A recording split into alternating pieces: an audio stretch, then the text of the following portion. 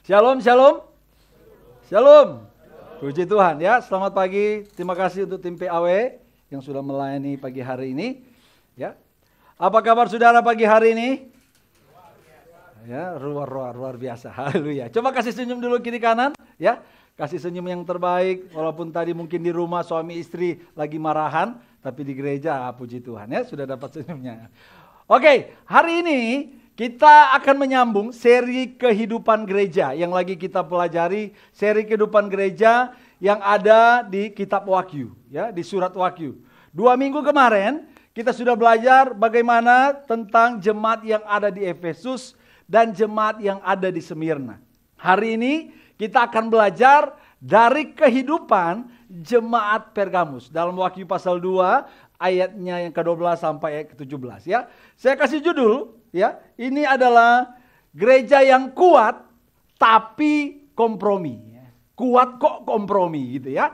Tapi saya ingin mengajukan dulu beberapa pertanyaan kepada setiap kita. Menurut saudara, apa yang disebut dengan gereja yang kuat? Apa yang saudara, kalau saudara bilang, wah gereja ini kuat. Apa yang di dalam benak saudara, dalam pikiran saudara yang pertama kali tercetus? Apa? Kompak, ya strukturnya kompak, orang-orangnya kompak. Yang lain, apa yang membuat pokok gereja itu, wah gereja itu kuat banget? Apa? Ya, jemaatnya banyak. Ya betul, itu banyak pandangan umum bilang begitu. Itu ada di daftar saya. Jemaatnya banyak, gitu ya. Yang lain apa yang disebut dengan gereja yang kuat? Pemimpinnya bagus, mantap kali ya. Yang lain? Ada nggak sudah bilang bahwa, bahkan saya melihat daftar bahwa orang menyebut bahwa sebuah gereja itu kuat adalah pertama mereka bilang begini, tadi dibilang jemaatnya banyak, gitu ya. Tapi ada yang bilang gereja yang kuat itu adalah ketika apa? Punya cabang di mana-mana, ya. Setiap blok punya cabang, ya. Kalau di sini nggak ada ya setiap blok. Tapi ketika mereka punya cabang di mana-mana, maka itu disebut gereja yang kuat. Ada yang bilang juga gereja yang kuat itu kalau apa? Uangnya banyak.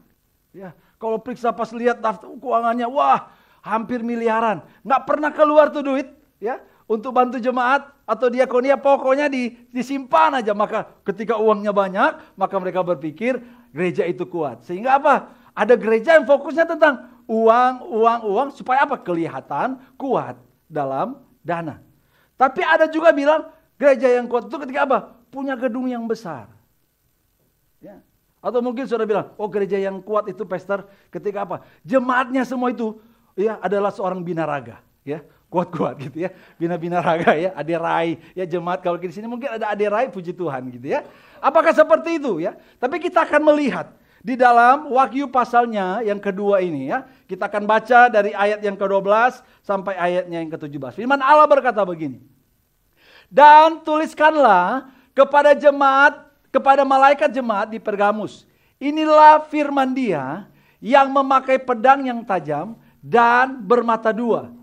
Aku tahu di mana engkau diam, yaitu di sana, di tempat takhta iblis, dan engkau berpegang kepada namaku. Dan engkau tidak menyangkal imanmu kepadaku. Juga tidak pada Saman Antipas saksiku yang setia kepadaku, yang dibunuh di hadapan kamu, di mana iblis diam. Tetapi, ayat 14, firman Allah bilang begini, tetapi aku mempunyai beberapa keberatan terhadap engkau. Di antaramu ada beberapa orang yang menganut ajaran Bileam, yang memberi nasihat kepada Balak untuk menyesatkan orang Israel, supaya mereka makan persembahan berhala dan berbuat zina. Selanjutnya, ayatnya yang ke-15 berkata begini. Demikian juga ada padamu orang-orang yang berpegang kepada ajaran pengikut Nikolaus. Sebab itu bertobatlah. Firman Allah bilang, sebab itu bertobatlah. Gitu ya. Ayat berapa itu? Nah, jika tidak demikian, aku akan segera datang kepadamu dan aku akan memerangi mereka dengan pedang yang di mulutku ini. Ayat 17. Siapa yang bertelinga, hendaklah ia mendengarkan apa yang dikatakan Roh kepada jemaat-jemaat. Barang siapa menang, kepadanya akan kuberikan dari mana yang tersembunyi, dan aku akan mengaruniakan kepadanya batu putih yang di atasnya tertulis nama baru yang tidak diketahui oleh siapapun selain oleh yang menerimanya. Ya, saya kasih sedikit konteks tentang jemaat Pergamus ini. Jemaat Pergamus ini adalah orang-orang percaya atau yang disebut dengan orang Kristen. Jadi semua pesan dalam surat Wahyu ini ditujukan kepada orang-orang percaya, dengan kata lain mereka ini sudah Kristen gitu ya. Dan mereka ini adalah orang-orang yang tinggal di Pergamus. Kalau Bapak Ibu membaca di ayat 13, Pergamus itu disebut apa? Takhta iblis. Apa maksudnya takhta iblis itu? Takhta iblis yang dimaksud di sini adalah bahwa kota ini adalah tempat atau menjadi pusat penyembahan pada waktu itu. Ya, menjadi pusat penyembahan pada waktu itu. Kenapa? Karena di sana menjadi tempat penyembahan dari apa? Zeus, ya, dewa paling tertinggi. Sebab itu disebut takhta iblis. Kemudian di sana ada dewa penyembuhan yang namanya Asklepios. Kalau zaman dulu di sebuah catatan bilang bahwa di kota itu ada seperti ada ular raksasa yang seperti menudungi katanya, patung ular raksasa gitu ya. Terus ada juga yang sebuah organisasi yang disebut dengan konsilia, yang mereka adalah orang-orang yang berfokus kepada apa? Menyembah kepada kaisar. Mungkin kalau kita berpikir, apa untungnya disebut sebagai takhta iblis? Ya, apa untungnya sebuah kota dijadikan pusat penyembahan? Tapi kalau zaman dulu saudara, ya, identitas seseorang, ya, selain ditentukan oleh seberapa dia kaya pada zaman itu, dia tinggalnya di mana. Ya, ada prestis tersendiri gitu ya. Wah, dia disebut orang ibu kota, contoh begitu ya, orang Jakarta, ya. Apa kalau lagi di Manado disebut pendeta dari atau tamu dari ibu kota, prestis banget. Apalagi disebut gelarnya di belakang gitu ya. Ada nilai sendiri, ada gengsinya tersendiri gitu ya. Dan bagi orang zaman dulu ketika tinggal di Pergamus, ini keren banget sebenarnya. Karena itu menjadi tempat penyembahan, maka di sana akan ramai, maka ekonomi juga akan menjadi meningkat pada zaman itu. Gitu. Tapi di tengah-tengah itu ada orang-orang percaya. Ada orang-orang yang disebut jemaat Pergamus, dan ketika mereka tinggal di sana, itu menjadi tantangan tersendiri bagi mereka. Kenapa? Karena identitasnya sudah berbeda. Mungkin dulu mereka disebut orang gelap. Sekarang mereka sudah menjadi orang terang di sini. Tapi mereka tinggal di sebuah kota yang menjadi tempat kegelapan berada. Ini menjadi tantangan. Mereka sudah punya nilai yang berbeda. Di dalam melakukan banyak hal sudah punya nilai berbeda. Kenapa? Karena identitasnya berbeda. Mereka menggambarkan sebagai pengikut Kristus. Sebab itu jemaat di sana harus menghadapi yang namanya aniaya. Harus menghadapi yang namanya penderitaan, dan puji Tuhannya, saya menyebut mereka kuat, jemaat yang kuat di bagian ini. Kenapa? Mereka itu jemaat yang tetap berpegang pada nama Tuhan. Di tengah penderitaan, di tengah aniaya, kamu harus ikut menyembah dong. Kalau tidak, seperti Daniel dan kawan-kawan, kalau tidak kalian akan disiksa. Kalian akan dianiaya. Bahkan orang-orang jemaat Pergamus, mereka melihat sendiri seorang yang bernama Antipas dibunuh di depan mereka. Ya. Tapi mereka tidak pernah berkata, kami harus tetap percaya kepada Yesus. Sekali Yesus tetap Yesus. Mereka bertahan di situ, gitu ya. Sebab itu saya bilang mereka jemaat yang kuat, tidak berpegang pada nama Tuhan, tidak menyangkal iman, bahkan tetap setia. Saya sampai kasih versus begini, gitu ya. Jemaat yang kuat itu setia dalam iman kepada Yesus Kristus. Itu jemaat Pergamus. Tetapi sayangnya kalau Bapak Ibu baca di ayat 14 dan ayat yang ke-15, ada kata yang saya sangat tiba-tiba mereka sedang diakui oleh Tuhan tentang kesetiaan mereka, tentang kekuatan iman mereka. Tapi Tuhan bilang begini, aku keberatan terhadap beberapa orang. Ternyata keberatan Tuhan kepada jemaat Pergamus bukan semua jemaat Pergamus. Tapi firman Allah bilang cuma beberapa. Cuma beberapa. Mungkin kita berpikir, pastor, kalau cuma beberapa mah gak masalah lah. biarin aja lah. Itu kan nggak masalah. Kalau di jemaat itu ada yang mungkin masih begitu, ya silakan aja. Itu kan cuma beberapa gitu ya. Tapi ini yang disebut dengan apa? Mereka kompromi. Mereka kompromi. Ya, mungkin sekali Yesus tetap Yesus, tapi ada nilai-nilai hidup dalam bagian yang lain. Mereka mengikuti, karena apa? Mereka menganut dan berpegang pada ajaran Bileam dan Nikolaus. Ya, apa sebenarnya ajaran Bileam dan Nikolaus itu? Ya, Bapak Ibu bisa baca itu di Bilangan pasal 22 sampai 25 dan Bilangan pasal 31. Ya, Bileam ini adalah seorang nabi. Ya, seorang nabi. Bileam, seorang nabi. Kalau bahasa sekarang seorang pendeta lah. Seorang pendeta. Tiba-tiba Balak, ya, yang menjadi musuh, ya, di Balak raja Moab ini, dia menjadi musuh bangsa Israel. Dia minta kepada Bileam supaya Bileam, kamu kutuk bangsa Israel itu. Bileam tahu bahwa dia nggak bisa mengutuk bangsa yang menjadi umat pilihan Allah. Dan dia tahu benar itu sebagai hamba Tuhan, sebagai nabi, sebagai orang percaya, dia tahu bahwa dia nggak bisa mengutuk bangsa Israel. Gitu. Tetapi Bileam ternyata nggak berhenti di situ. Bileam ini saya sebut, mereka menganut ajaran Bileam, mereka kompromi dalam hal apa? Bileam coba mencari celah. Kenapa? Dia ditawarkan apa? Duit.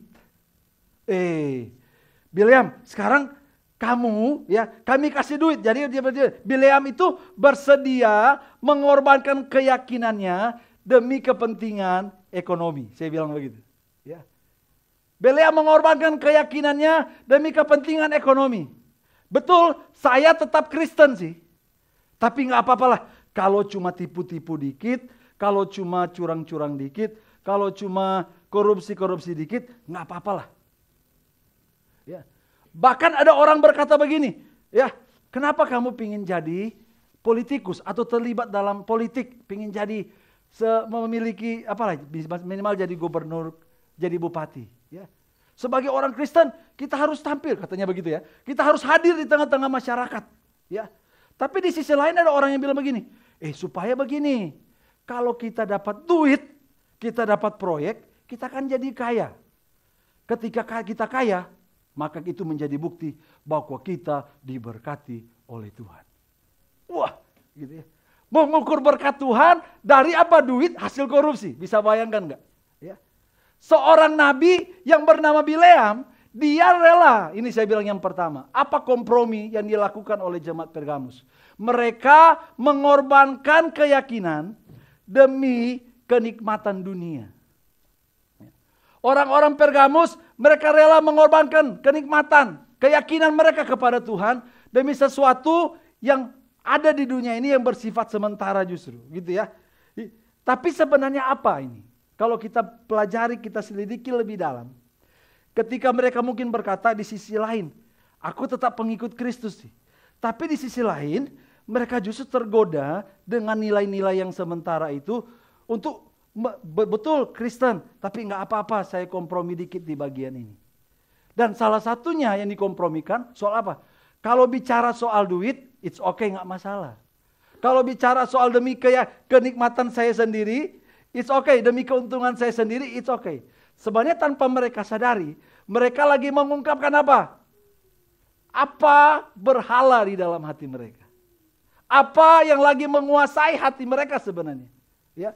Ketika mereka di dalam aniaya, justru mereka bisa hadapi. Oh tidak, kami tetap akan percaya kepada Yesus. Tapi orang bilang, iya bolehlah kamu tetap Kristen ya.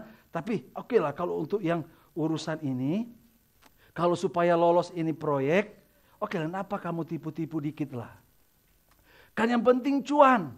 Ya.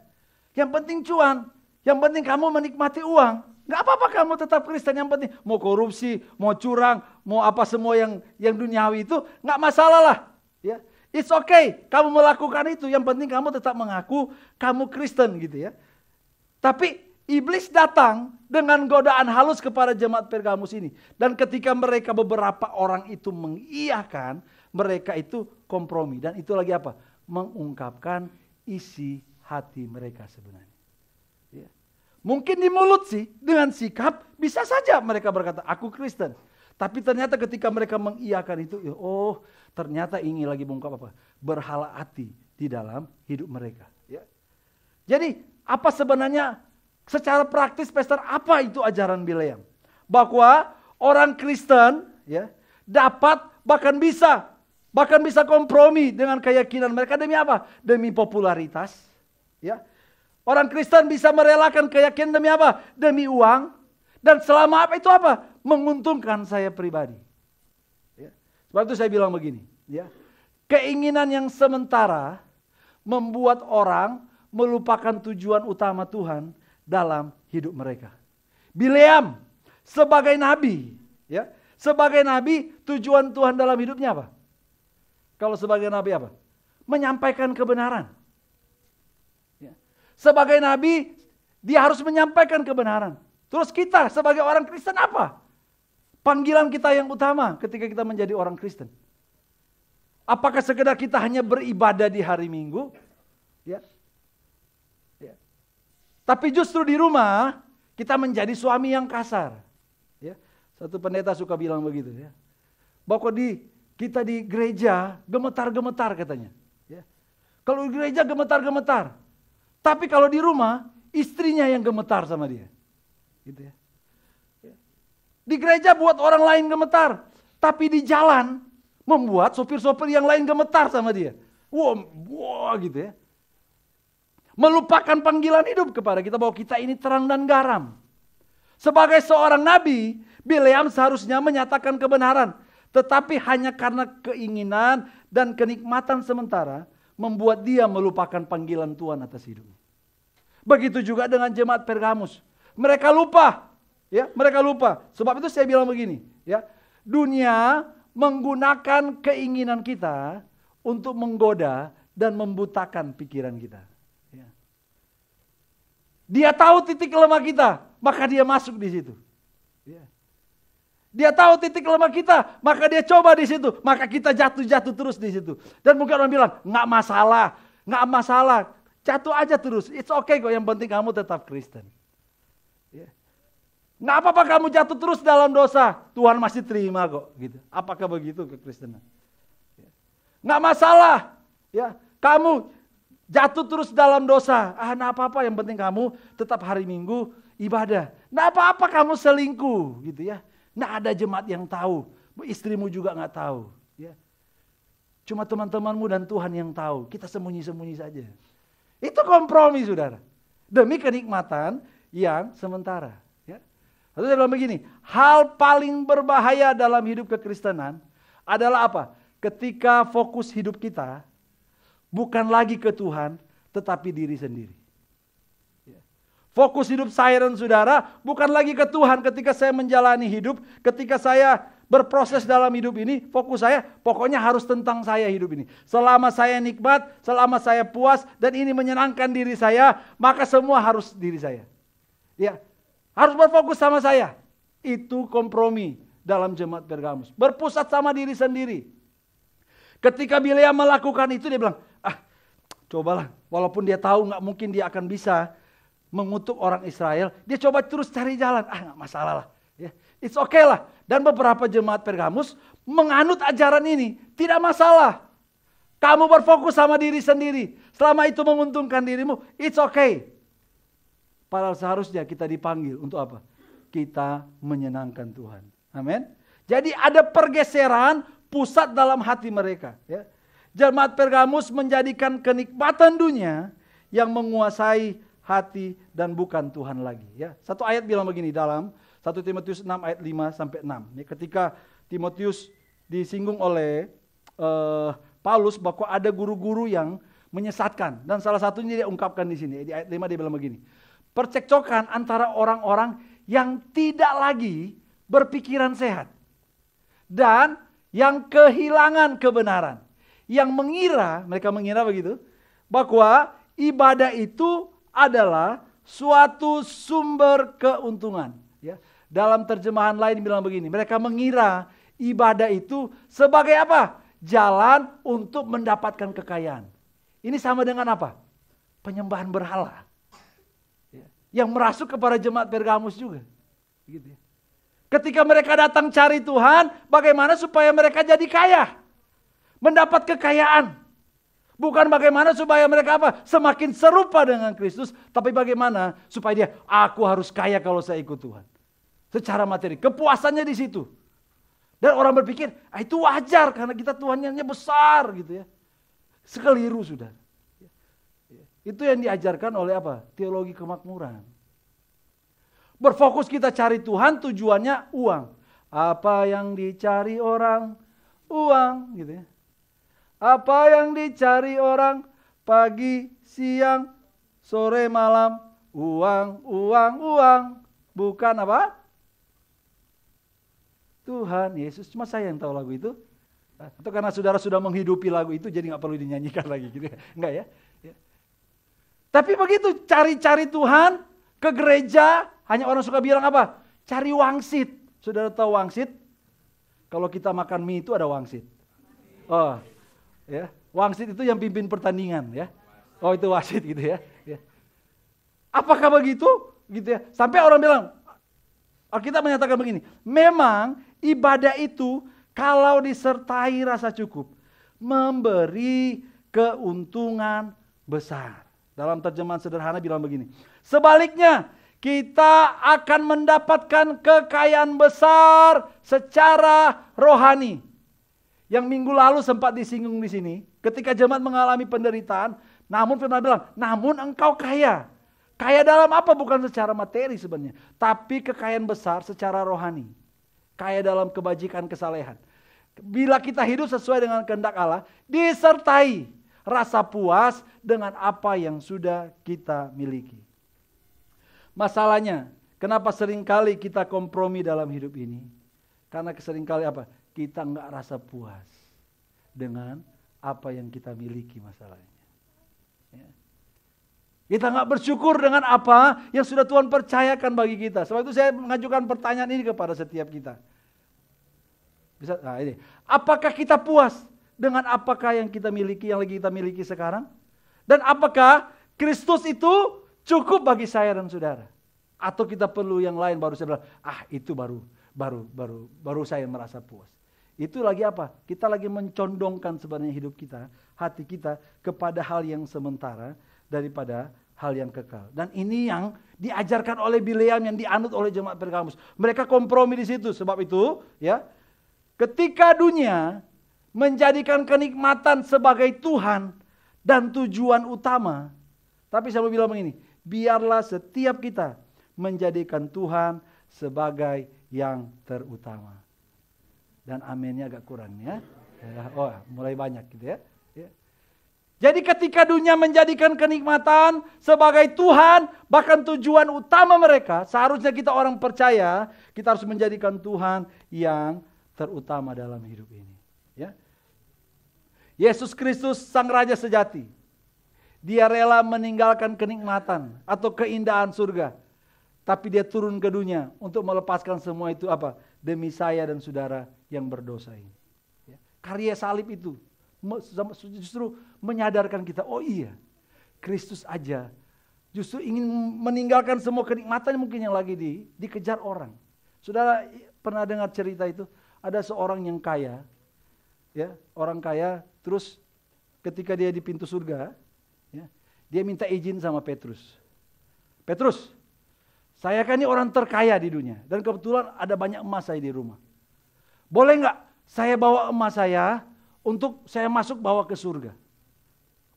Petrus bilang, nggak usah. Untuk apa kamu bawa emas di surga?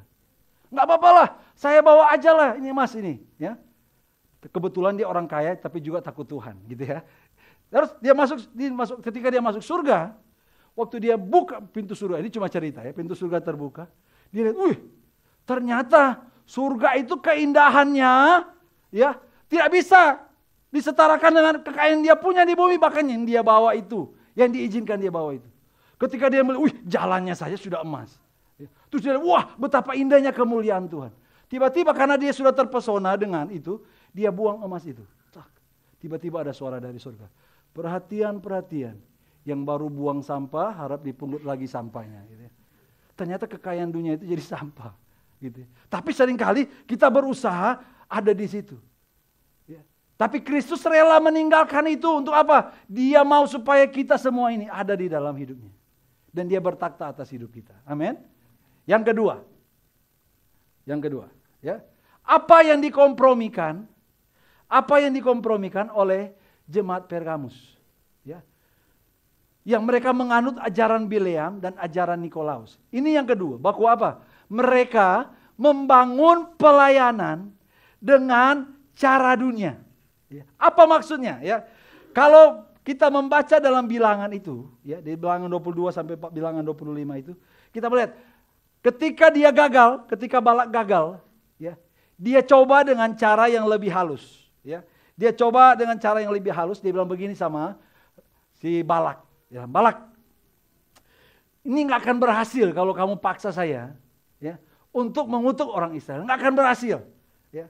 Tetapi saya punya cara yang lebih efektif supaya ini melemahkan orang Israel. Caranya gimana? Dia bilang begini, caranya begini. Kamu kasih kepada orang Israel itu perempuan-perempuanmu, baik Moab maupun Midian. Ya. Jadi supaya apa? Mereka jatuh dalam dosa itu. Ya. Mereka jatuh dalam percampuran itu dan itu dibenci sama Tuhan. Ya. Tuhan gak suka dengan itu. Maka ketika Tuhan gak suka, pasti mereka akan dikutuk oleh Tuhan. Bahkan bilang sama perempuan-perempuan ini, supaya bawa mereka untuk apa? Menyembah dalam penyembahan berhala. Ya. Bayangkan loh, saya sampai berpikir begini, gila ya. Nabi, tapi pakai cara yang menyesatkan. Ya. Hamba Tuhan, tapi pakai cara yang menyesatkan. Gereja, tapi pelayanannya justru pakai cara-cara dunia. Karena orang bilang, kalau kamu mau menangkan orang dunia, kamu harus pakai cara-cara dunia. Gitu ya. Apakah seperti itu pelayanan yang Tuhan mau? Apakah seperti itu hidup yang Tuhan mau ketika kita bilang, nggak apa-apa saya pakai cara dunia aja. Yang penting kelihatan rame ini gereja. Ya. Nggak apa-apa saya menipu-nipu sana sini dalam usaha saya. Ya. Yang penting apa? Yang penting saya dapat keuntungan. Dan keuntungan itu juga saya berikan kepada Tuhan. Apakah seperti itu? Atau kita berpikir, nggak apa-apa saya melacurkan diri saja. Yang penting hari Minggu saya ke gereja dan hasil dari keuangan pelacur itu saya kasih persepuluhan kepada Tuhan. Ya. Membangun pelayanan, membangun hidup dengan apa? Dengan cara dunia. Demi apa sebenarnya itu semua yang dilakukan oleh seorang yang bernama Bileam. Bahkan ini dianut juga oleh jemaat Pergamus. Demi obsesi, banyak yang rela kompromi dan kehilangan esensi. Ya. Mereka berusaha cara supaya apa? Disukai banyak orang. Tadinya kami dianiaya. Tadinya kami dibunuh, bahkan Antipas harus dibunuh di depan kami. Gimana ya caranya supaya kami disukai oleh orang-orang kota di Pergamus? Supaya kami tidak mengalami aniaya lagi. Oh iya, kami lakukan aja hal-hal yang lain. Walaupun kami tetap beribadah kepada Tuhan dan mereka beribadah kepada berhala. Tapi soal-soal yang lain kita ikuti aja cara hidup mereka. Supaya kita sama-sama, kita nggak akan ditindas, kita nggak akan dianiayai. Gitu ya. Apakah seperti itu? Ya. Walaupun yang mereka lakukan, mereka sudah tahu itu tidak sesuai dengan keinginan Tuhan. Ini saya bilang kali, obsesi tapi kehilangan esensi. Ya. Contohnya begini. Ya. Kalau ini kan cuma ornamen. Ya. Contoh, pastor, gereja boleh ada lampu kah yang disco-disco itu, yang kelap-kelip? Ya. Boleh nggak? Ya. Saya bukan bilang boleh atau tidak. Berguna nggak gitu? Ya. Berguna nggak di dalam gereja? Ya. Tapi jangan pakai itu sebagai sarana kita bilang itu yang akan memenangkan jiwa-jiwa. Itu keliru kita. Kita pikir lampu itu yang bisa menyelamatkan orang. Bahkan di bulan lalu kan, saya sempat khotbah di sini tentang true teaching. Orang yang senang bahwa ke gereja itu harus sesuai selera saya. Sehingga kita berbilang, gereja pun harus memenuhi selera saya. Harus pendeta itu dong, dia kan lucu, ya. Dia khotbahnya motivasi banget. Nggak ada pengajaran, ya. Dia pokoknya relevan banget dengan apa yang dialami oleh kehidupan. Sampai kita bilang, ya nggak apa-apa relevan, tapi kehilangan esensi yaitu kebenaran. Itu keliru. Ya. Kita lagi membangun pelayanan dengan cara dunia justru. Dan itu tidak disukai Tuhan. Aku keberatan, aku tidak senang, aku tidak suka dalam bahasa aslinya gitu ya. Ya. Maka contoh mungkin kita pelayanan, aku pelayanan. Tapi justru di dalam pelayanan, aku menjatuhkan pelayan yang lain. Aku ceritakan yang jelek-jelek tentang dia, supaya aku yang maju dalam pelayanan. Aku sendiri yang menjadi tokoh utama di dalam pelayanan. Ya. Atau bilang, nggak apa-apa pastor, kan gereja sekarang harus semakin banyak diterima orang. Maka apa? Cobalah di gereja pastor itu, ya, kalau orang-orang mungkin supaya relevan, gereja itu harus mengizinkan perceraian dong. Apakah sekarang lagi zaman kan? Wah, di mana-mana bercerai. Itu harus jadi itu mangsanya gereja tuh. Gereja harus mengizinkan supaya mereka senang. Kan itu bagus katanya. Apakah seperti itu cara kita bangun pelayanan? Atau kita izinkan nih, ayo Adam dan Tony atau siapa? Jono dan Joni maju ke depan. Saya akan berkati dalam pernikahan yang kudus. Mengizinkan apa? Selain perceraian, nggak apa-apa pernikahan sesama jenis.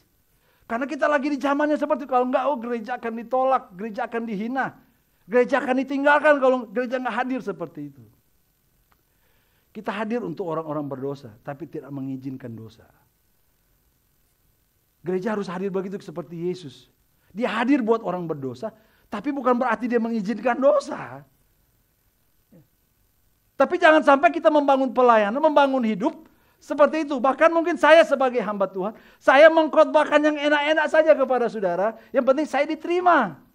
Nggak apa-apa kehilangan esensi. Nggak apa-apa, nggak usah singgung-singgung dosa. Yang penting saya disenangi aja sama jemaat.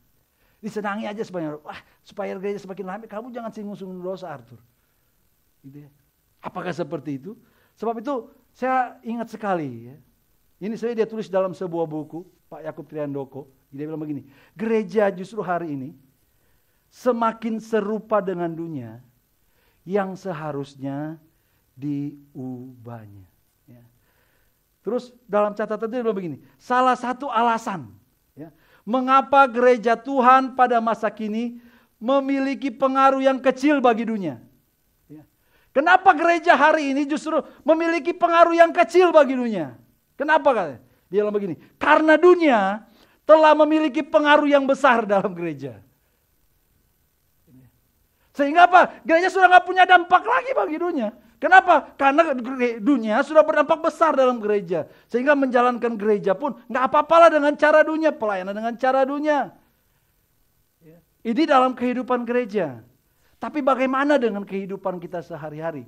Apa kita sebagai seorang bapa, saya melakukan pelayanan saya di rumah sebagai bapa yang betul-betul mengasihi anak dan istri saya seperti yang Tuhan mau? Atau saya bilang, nggak apa-apa, saya yang penting saya kejar uang saja, uang itu yang akan mencukupi anak-anak saya. Ya. Papa saya orangnya pekerja keras dan fokusnya di kebun. Dia punya kebun cengkih, gitu ya. Tapi peristiwa kemarin, saya harus marah sama dia, bukan marah, tegur dengan keras sebagai anak, tapi juga sekaligus sebagai hamba Tuhan. Ya. Saya bilang sama papa saya, papa ini terlalu fokus sama kebunnya. Ya. Dan dia pikir penghasilan dari kebun itu, tujuannya untuk apa? Untuk kami anak-anak, ya, untuk saya dan kakak beradik saya. Fokusnya untuk itu dia bilang, saya lakukan itu untuk kalian. Tapi saya bilang, Papa rela mengejar semua itu, tapi kehilangan hubungan sama anak-anak. Sehingga hubungan sama anak-anak ini gak punya hubungan yang baik. Segala sesuatu rusak hubungannya. Rusak karena apa? Pengejaran itu. Bahkan saya bilang, kalau hadir di keluarga, jangan hadir sebagai seorang guru. Ngajar anak-anak, kamu harus gini ya, kamu harus gini. Hadir dong sebagai seorang bapa yang punya hubungan. Harus disampaikan itu kebenaran. Gimana kita hadir dalam gereja? Gimana kita pelayanan kita di dalam keluarga? Gimana pelayanan kita di dalam pekerjaan? Ya. Apakah kita membangun dengan cara-cara dunia? Bagaimana juga ya, pelayanan kita di dalam pergaulan kita? Ya. Apakah kita dengan cara-cara dunia? Nggak apa-apa pegang-pegang dikit, nggak apa raba-raba dikit, nggak apa cium-cium dikit, ya. Nggak apa-apa sentuh-sentuh dikit, kan semua orang lakukan. Ya. Nggak apa-apa seks bebas, Kan sekarang zaman anak muda sudah biasa itu, Pastor. Lakukan aja, kalau semua orang lagi lakukan. Maka saya harus menjadi seperti dunia. Apakah kita harus begitu? Ya. Melakukan, membangun pelayanan, membangun hidup, membangun keluarga, membangun pekerjaan, membangun cara kita bergaul dengan cara dunia. Maka kita lagi menganut sebenarnya pengajaran Bileam dan Nikolaus. Kita kompromi. Tapi puji Tuhannya begini. Ya. Puji Tuhannya, kisah jemaat Pergamus tidak sampai di situ. Ya. Di ayat 16, ya, di ayat 16 bilang begini. Sebab itu, bertobatlah. Saya baca sekali lagi ya. Sebab itu, bertobatlah. Saya akan ulang-ulang sampai saudara bilang amin ini. Ya. Sebab itu, bertobatlah.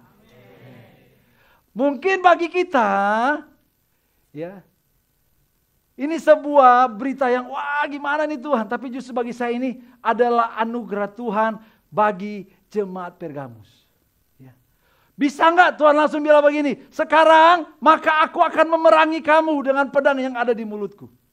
Bisa saja, tapi justru Tuhan lebih dulu beranugerah. Sebab itu bertobatlah. Ayat ini dimulai dengan panggilan pertobatan. Bukan panggilan untuk saya akan memerangi kamu. Ya, saya akan membinasakan kamu. Ya. Karena Tuhan bisa saja langsung sebenarnya menghukum, membinasakan. Tapi justru Tuhan beranugerah bagi jemaat Pergamus. Dan ini luar biasa. Ya. Saya bilang begini. Ya. Kasih Tuhan itu melampaui kebobrokan, melampaui kejatuhan, melampaui kegagalan, dan melampaui kerapuhan manusia. Ya. Kita pernah gagal, kita pernah jatuh, bahkan hidup kita bobrok, bahkan kita rapuh sebagai manusia yang berdosa ini. Tetapi kasih Tuhan itu melampaui semua itu. Sebab itu dia mengajak kita apa? Bertobatlah. Haleluya. Ya. Saya tidak tahu kondisi rohani saudara pagi hari ini. Ya. Apakah ada yang perlu untuk kita lakukan sebagai tindakan pertobatan hari ini? Ya. Ya. Saat kita bertobat saudara. Ya. Saat kita bertobat, kita ini tidak hanya diampuni dosanya. Tetapi sebenarnya apa? Kita dibebaskan dari kebutuhan untuk mencari kemuliaan bagi diri sendiri. Karena apa? Karena Kristus telah memberi dirinya kepada kita. Ketika kita dipanggil bertobatlah, bukan hanya sekedar kita diampuni dosa, tapi justru apa? Kita juga dibebaskan dari apa? Mencari kemuliaan bagi diri sendiri. Kenapa? Kita melihat salib.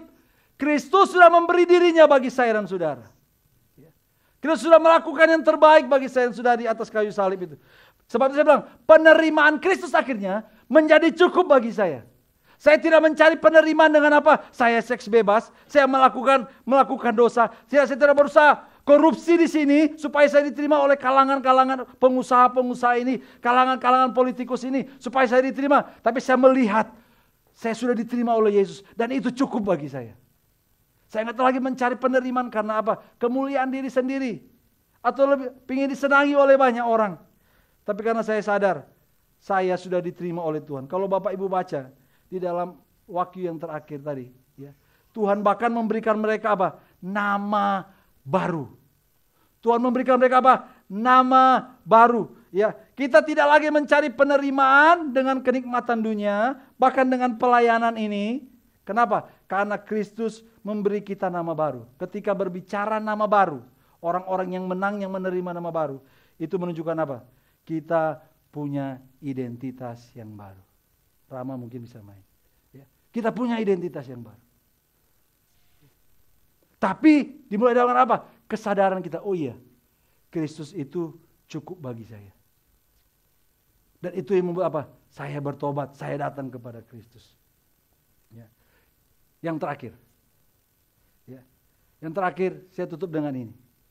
Kesadaran akan kebaikan Tuhan yang sudah mengerjakan karya terbesar bagi kita, memampukan kita untuk terus hidup dalam kebenarannya. Sebab itu saya bilang begini, Injil itu harus kita rayakan setiap hari. Seringkali begini kan, saya seringkali suka bilang di tempat ini. Seringkali kenapa kita melihat berita tentang karya salib itu sebagai berita yang hanya diberitakan ketika perjamuan kudus, atau itu menjadi berita utama di Paskah. Ya. Tapi kalau Bapak Ibu baca di 1 Korintus 15, Paulus bilang bahwa itu justru berita terpenting yang terus dia beritakan dalam setiap keadaan. Ya. Kenapa? Tapi seringkali kita melihat masalahnya, peristiwa salib itu cuma peristiwa biasa. Itu memang Tuhan yang memang kayaknya harus lakukan sih. Ya. Untuk saya. Tapi kalau kita sadar keberdosaan kita, bahwa seharusnya saya yang tadinya harus binasa karena dosa, tetapi karena kebaikan Tuhan yang paling besar, dia tarik saya dari arah sana supaya dia kembalikan ke arah sana, bertobat.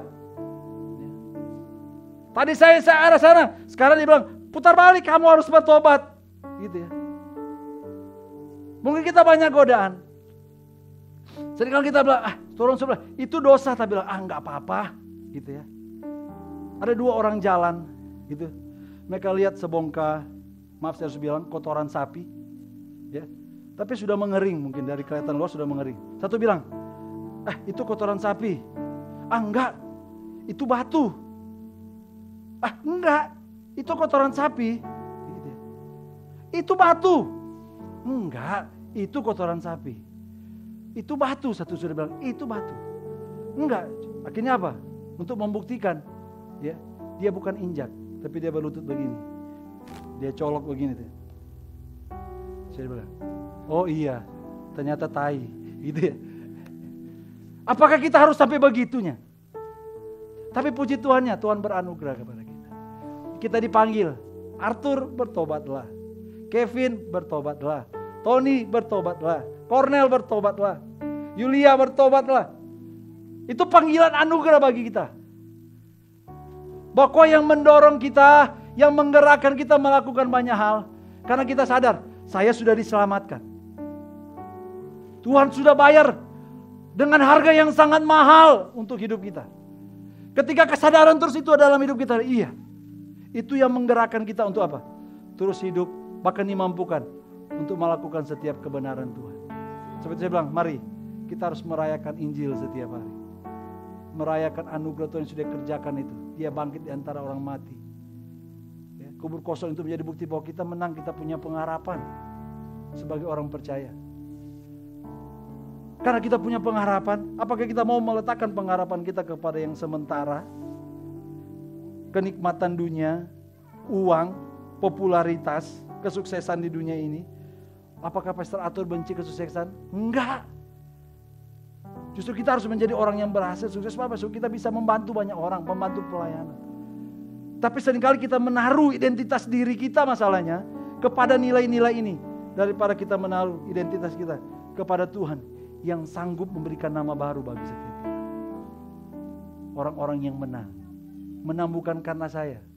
Menang bukan karena diri kita. Tapi menang karena apa yang sudah Kristus lakukan dan selesaikan bagi kita. Itu sebenarnya kekristenan, saudara. Itu yang kita perlu syukur. Coba mari kita merenung.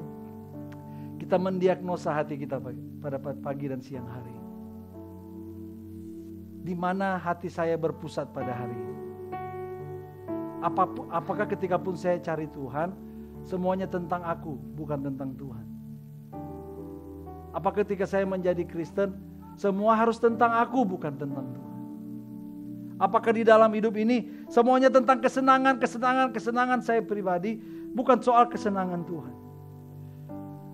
Ketika kita berfokus kepada kesenangan kita, maka seringkali kita menjadi seperti jemaat Pergamus. Beberapa aja sih, tapi dia menjadi gereja yang kompromi. Tapi mari hari ini, ada panggilan pertobatan bagi setiap kita. Terima kasih Tuhan Yesus. Ampuni hamba-Mu Tuhan yang menyatakan memberitakan kebenaran ini. Bahkan ampuni setiap kami umat-umat-Mu yang mendengarkan firman ini. Roh Kudus bekerja dan berkarya dalam hidup kami. Roh Kudus bantu kami untuk kami tetap menghargai, menyadari hidup kami adalah milik Tuhan. Kami punya Tuhan.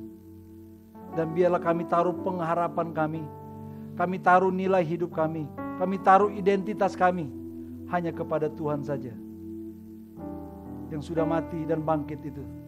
Yang memberikan kami pengharapan dan kekuatan dalam kami menjalani hidup kami ini Tuhan.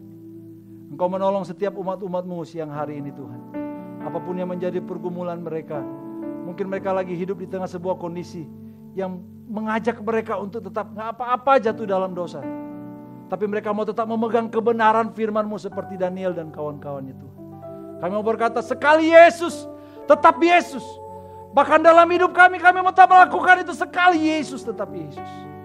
Tidak ada yang lain selain Engkau ya Tuhan. Terima kasih Tuhan. Tolong kami semua ya Roh Kudus. Untuk kami menjadi pelaku-pelaku firman. Hanya di dalam nama Yesus kami bersyukur, kami berdoa. Haleluya. Amin.